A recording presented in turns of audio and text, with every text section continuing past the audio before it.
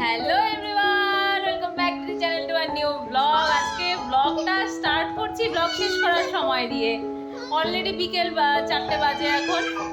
এই পকলেকে খুব জ্বালায় পাপাটা, না পকলেকে খুব জ্বালায়। পাপাকে বল পাপাকে বল।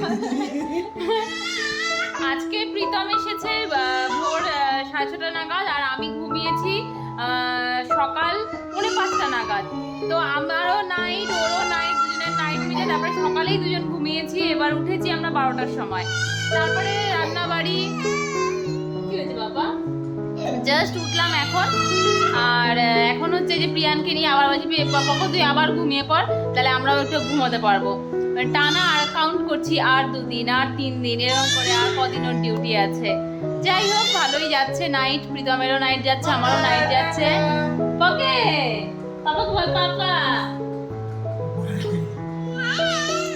তো এই চলছে আমাদের। এই জন্য সকাল থেকে আজকে চিকেন রান্না করেছিলাম একটু কষা কষা করে, মানে পাতলা ঝোল করেছি, পরে আবার তো খাওয়া দাওয়া করলাম। এখন আর কি, এখন আবার সেই বিছানা, আমাদের বিছানাই হচ্ছে দিন, বিছানাই রাত সব। এই বিছানাটা ভেজে যাবো, তাই কিছু দিতে হবে। তো যাই হোক, জানি না আজকে ব্লগটা আর কতটুকু কি কন্টিনিউ হবে না হবে। শুরু তো করলাম, অনেক লেট হয়ে গেল শুরু করতে করতে বিকেল। এবার প্রীতমের যাওয়ার টাইম হয়ে যাবে আবার ডিউটিতে। কেমন কাটছে তোমার বলো? একদম সুপার সুপার ডুপার। তো পকর ঘুম পেয়েছে, এটা ভালো কথা। পকর ঘুমাবে মানে আমরাও ঘুমাবো। কি হয়েছে? পকর মন খারাপ হয়ে গেছে, ঘুমের টাইম হয়েছে জন্য। যতক্ষণ ঘুমের টাইম হবে না ততক্ষণ পকর খুব মজা। যেই ঘুমের টাইম হয়ে যায় ব্যাস পকর কান্না শুরু হয়ে যায়, ওর ঘুমোতে ইচ্ছে করে না। কত ঘুমোবে আর।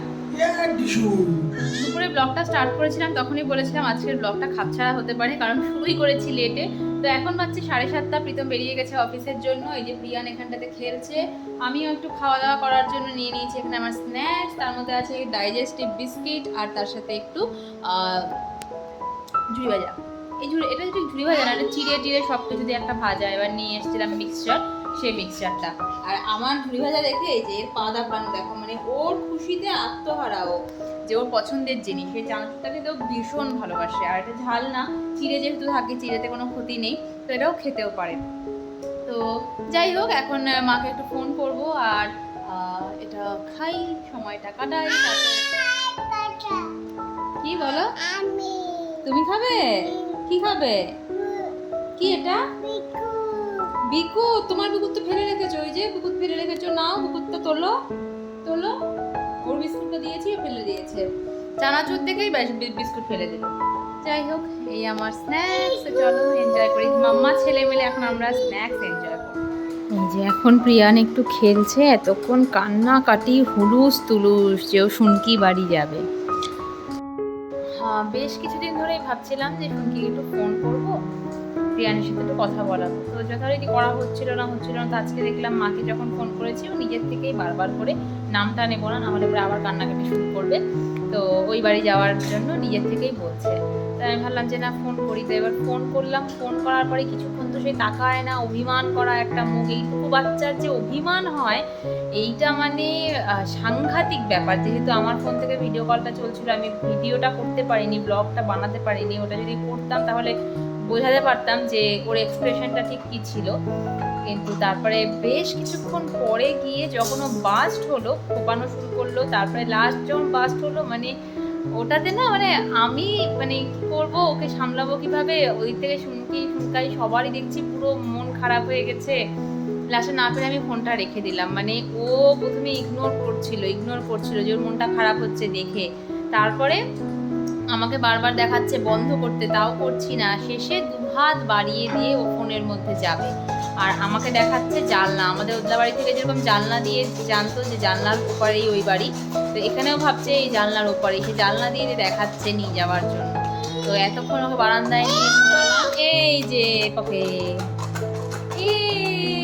খেলু খেলু করছে। তো অনেকক্ষণ বাইরে গিয়ে একটু ভুলিয়ে ভালিয়ে এখন একটু খেলনা দিয়েছি, খেলনা দিয়ে পকে খেলছে।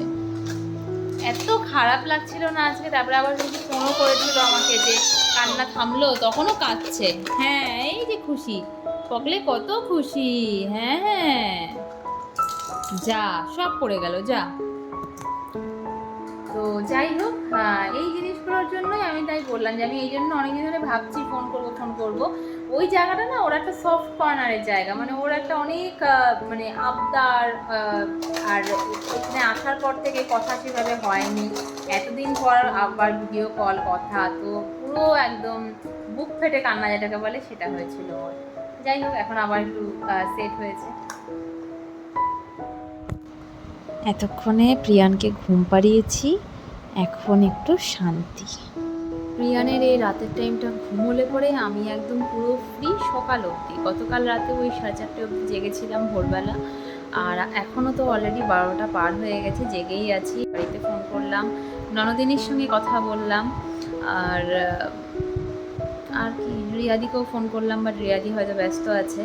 তো বাকিদের সাথে যে গুড়িয়াদিকেও এখন ফোন করলাম, বাট ও ব্যস্ত আছে, নর্মাল মেসেজে কথা হলো। এই সময়টাই সবার সাথে কথা হয়। কুটিকে ফোন করবো ভাবলাম, বাট ওই যে এত রাত হয়ে গেছে, এখন আর করবো না, হয়তো ঘুমিয়ে পড়েছে। এর আগেও একদিন করেছিলাম, তখন ঘুমিয়েই পড়েছিল। আর কুটিকে ফোন করা মানে 2 ঘন্টার আগে ফোন রাখা হয় না। তো রাত 2টো 3টে আমার তো অভ্যেস আছে, বাট কুটির অভ্যেস নেই, তাই জন্য আর ফোন করবো না। যাই হোক, এখন ব্লগটা এডিট করি, আর দেখি গুড়িয়া ফ্রি হলে পরে ওকে একটু ফোন করব।